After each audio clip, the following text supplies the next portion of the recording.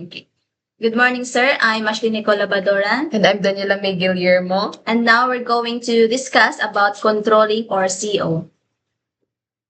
So controlling, it is also called as managerial accounting. It is designed to collect transactional data that provides a foundation for preparing internal reports that support decision making within the enterprise.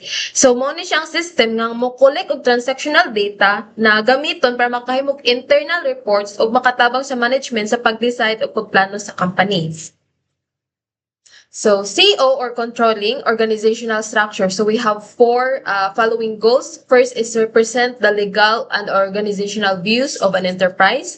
Next is to form a framework that supports a business activities in manner desired by management. Next is permit accurate and organized collection of business information. And last is support the development and presentation of relevant information to enable and support business decision. So we have four organizational units sa sub-controlling. So first we have client, next is company code, controlling area, and last is the operating concern. So ang kaning makita nato sa diagram is we have the global bike. Morning ang client, morning independent environment in the system.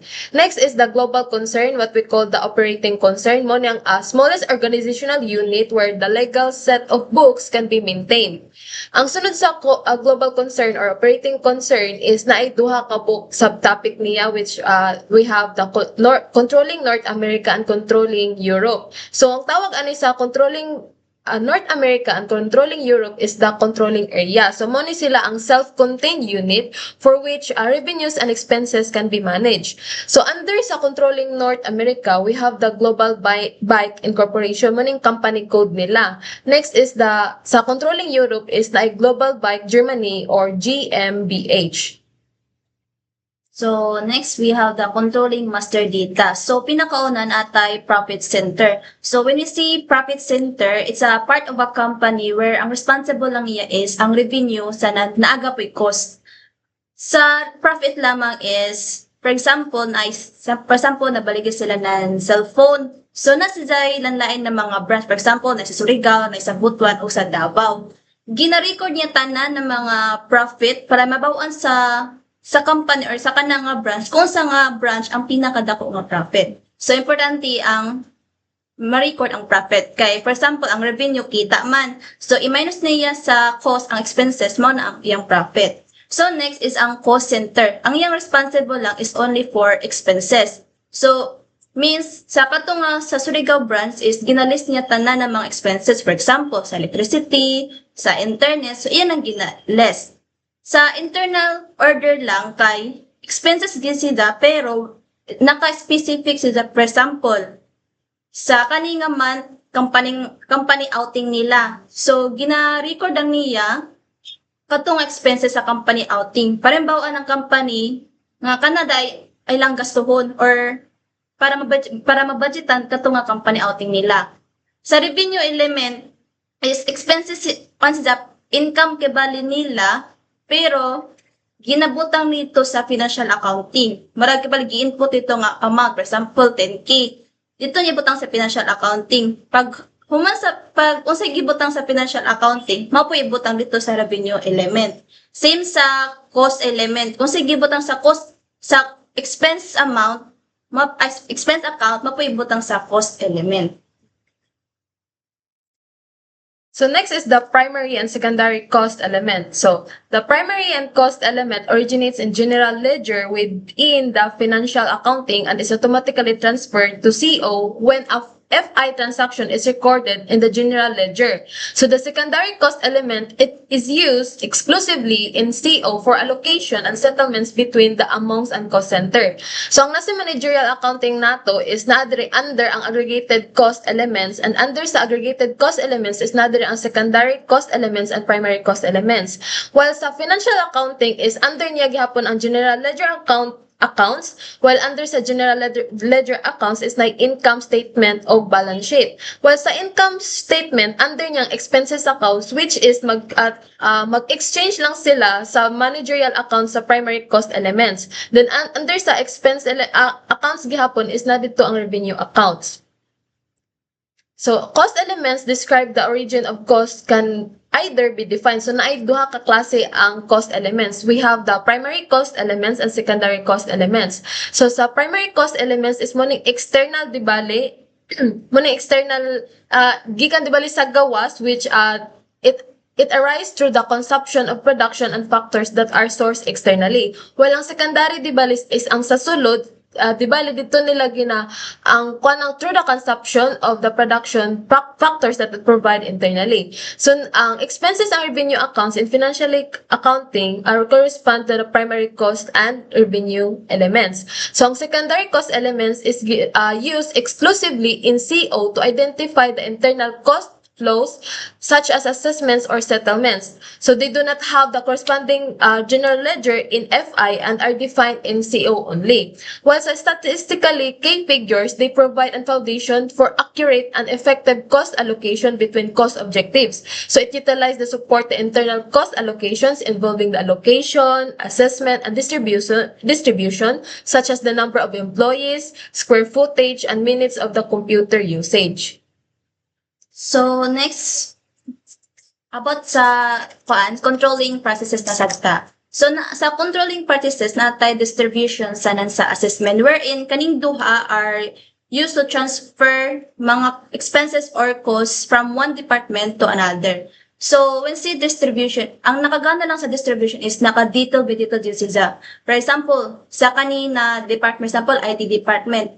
Mga expenses sa IT department ay electricity, na value ilang expenses is mga, for example, mga 9K. Then sa internet, mga 5K. So, naka-detail sila. So, ang nakagana lang sa distribution, okay, mabawaan sa company, if ever gusto nila ng distribution, maggana sa company na naka-detail dyan sila. For example, sa administration, ina-distribute na din ang nakaka-distribute, from the word distribute, nagiyang distribute na tayo na, for example, din 550 sa square foot each. Sunod, 900 square foot each. Paghapot din na iyang gina-distribute, mao nang gibot niya og value na $275 and $450.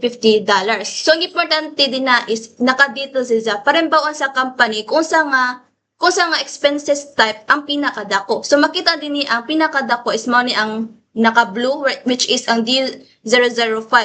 Ang pinakagama is S010 $50. Next, sa assessment lang is takadtot na ng mga expenses sa atong IT department, natong electricity, na atong internet, kadtot na mga expenses, iya tong giplastanan, kay since ang assessment man kay group together man iyang giplastanan, if ever gusto ng company na gusto nila na total gadud ipakita nila ang assessment. Pero kung gusto nila is expenses type gadud mismo, ang ihatag nila is ang distribution. So makita din niya is na ay duha ka software expenses and IT supplies expenses. So din niya pinakauna gitag distribute man niya na ay 10%, 15%. Hantod iyang assessment na kibali ginagrupo na niya. So nana din niya ang kadtong sa IT o lain pang mga department nakagrupo lang. So ang pinakagana din niya sa duha kay if ever gusto ng mga company na detailed distribution ilang ihatag na data. If ever gusto nila kanang grupo-grupo, naka-group na gadget, assessment ang ilang ihatag na data. So next is the innovation in S4 HANA. So cost element master data maintenance. So sa part of sa SAP FI chart accounts is managed in general ledger account master data. So ang cost element maintenance karon is nasa general ledger account master data, dili na siya separate process. So next is the transaction. Ang old transaction para sa cost element na KA01, KA02, KA03, and KA06 is no longer available na siya. So pwede na siya ma-view, karon ang J account di ba niya is pwede na siya gamiton instead. So next is the default account assignment will be transferred from cost element master to the table TKA3A, which can be viewed using transaction OK B9. So pasabot ani is ang default na account assignment is matransfer na sa TKA3A, pwede na siya ma-view gamit ang transaction na OKB9. So next is the GL account master record is ang pasabot ani diri is na mandatory na field para sa cost element category. So pasabot ani is maklasify lang siya kung primary or cost element siya. Next is the three levels of GL accounts. We have the chart of accounts area, company code specific area, and controlling area specific area. So next is the new account. Sumuning mo ng bagong classification para sa primary cost o secondary cost. And last is the journal entries are recorded under the GL accounts na di gihapon diri ang secondary o ang primary cost. So next we have combining account assessment using universal journal. So dinhi sa combining account assignment is sa tanan katong mga financial accounting, mga profit center, mga cost center, etc. Gitibo niya dito into one table para dili ma-hassle ang company na maghanap ng data. Kay kung ilalahi pa na, for example sa file manager, kung ilalahi pa nilang mga folder, ara nakahassle kay ila pa i-click-click nila tanan. Mas gana kung gitibo nila tanan dito sa one table. So last is the technical changes in material ledger. So naay duha ka basic objectives. We have the ability to manage the material price in multiple currencies, valuation, and actual costing. So sa the ability to manage material prices in multiple currencies valuation, naadiri ang material inventory values na ang system is only one currency, company code currency. Next is the actual costing is nadiri ay ginadetermine nila ang cost sa external sa gawa sa procedure and material na gina-produce in-house. So actual costing use sila gamit ang evaluate inventories of raw materials, semi-finished and finished products. So additional ani is ang actual costing is gina-calculate niyang exact price sa each material, so into which all actual cost for the particular period flow. Thank you, sir. Yan, kabayo.